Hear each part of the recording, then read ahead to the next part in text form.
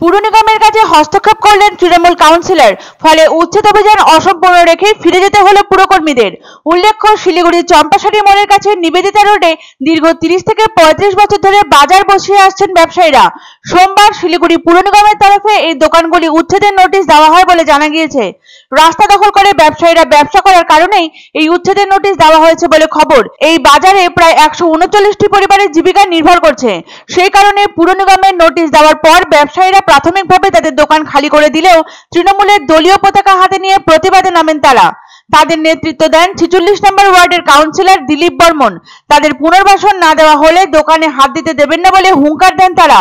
মঙ্গলবার সকাল থেকেই ঘটনাস্থলে পৌঁছে যায় পুর নিগমের একাধিক গাড়ি, এমনকি নিয়ে আসা হয় জেসিবিও। তবে জেসিবির সামনে শুয়ে পড়েন আন্দোলনকারীরা।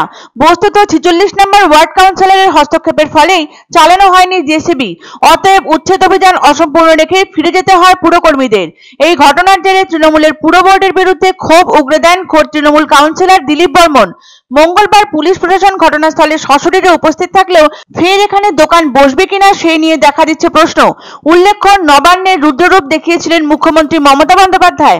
অবিলম্বে বিভিন্ন পৌর নিগমকে দখলদার উচ্ছেদ করতে কড়া নির্দেশ দিয়েছিলেন তিনি। আর তারপরই কার্যত নড়ে চড়ে বসেছে রাজ্যের বিভিন্ন পুর নিগমগুলি। একদিকে যেমন দখলদার উচ্ছেদ শুরু হয়, তেমনি তার পাশাপাশি ফুটপাতকেও হকার মুক্ত করে শহরগুলির সৌন্দর্যের কথা ভাবনা চিন্তা শুরু করে দিয়েছে বিভিন্ন পৌর নিগমগুলি। উত্তরবঙ্গের অন্যান্য স্থানের পাশাপাশি শিলিগুড়িতেও ফুটপাত দখলের সমস্যা দীর্ঘদিনের।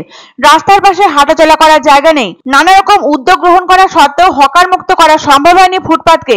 শহর জুড়ে রাস্তা ও ফুটপাত দখল মুক্ত করতে মুখ্যমন্ত্রীর নির্দেশে অভিযানে নামে শিলিগুড়ি পুর নিগম।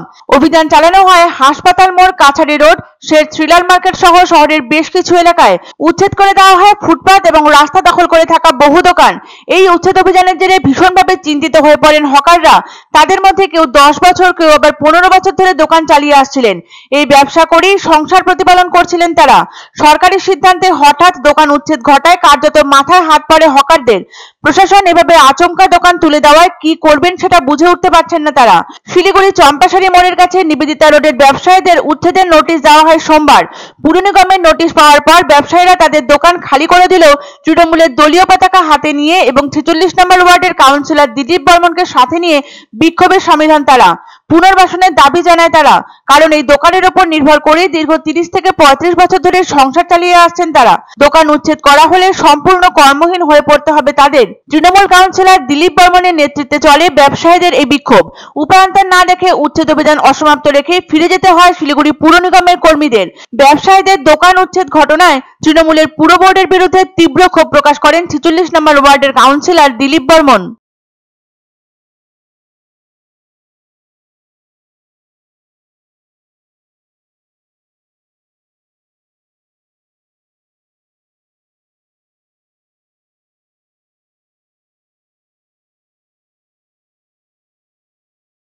আমাদের পুনর্বাসন দিক, আমরা নিজে ইচ্ছায় স্বেচ্ছা কিন্তু উঠে দেবো। কর্পোরেশনকেও টাকা দিয়ে ভাঙতে হবে না, আমরা নিজেরা ভাঙে দিয়ে চলে যাবো। আমরা নিজে ইচ্ছায়, আমরাও চাই উন্নয়ন হোক, কিন্তু আমরা এটা হচ্ছে চাই না যে আমার এতগুলো হাজার লোক আছে, 139টা ফ্যামিলি আছি।